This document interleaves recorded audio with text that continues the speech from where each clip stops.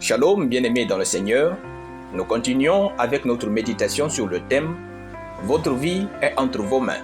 Troisième partie. Nous tirons notre texte dans Marc chapitre 5, le verset 33, qui nous dit ceci.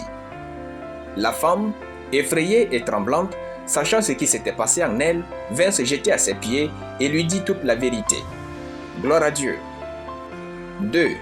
Quand vous prenez votre vie en main, vous prenez des risques qui peuvent même vous coûter la vie, pourvu que votre état change.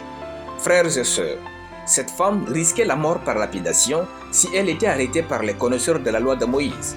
Elle a pris un risque mortel pour que sa vie change.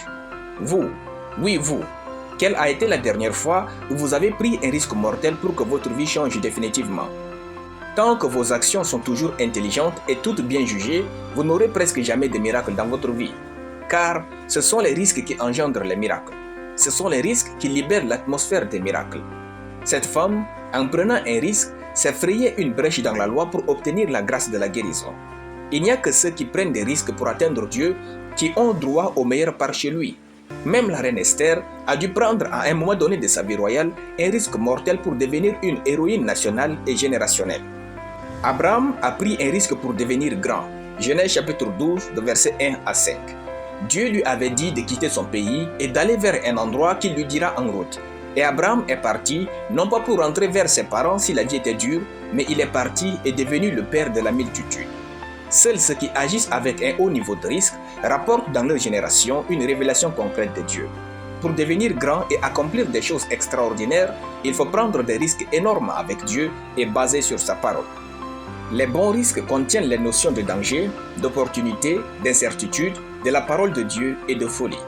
Cette femme s'est mise en danger de mort, a saisi l'opportunité que Jésus partait plutôt chez Jairus et non chez elle. Elle savait que c'était possible et non certain qu'elle guérisse. Elle savait que la robe du sacrificateur avait l'huile d'onction et Jésus portait une robe. Elle avait enfin le goût de la folie. Quelle brillante femme! Nous devons savoir que les risques nous font entrer dans de nouvelles zones où notre vie change. Les risques pris par la foi libèrent la puissance de Dieu, même sans son accord. Jésus s'est fait voler entre guillemets sa puissance par cette femme. Alléluia. Nous allons prier. Père éternel, merci pour ta parole. Je déclare que je sais prendre des bons risques pour que ma vie change au nom de Jésus. Amen. La lecture biblique en une année, Psaume chapitre 111 à Psaume chapitre 115. Soyez bénis, c'était le pain du ciel.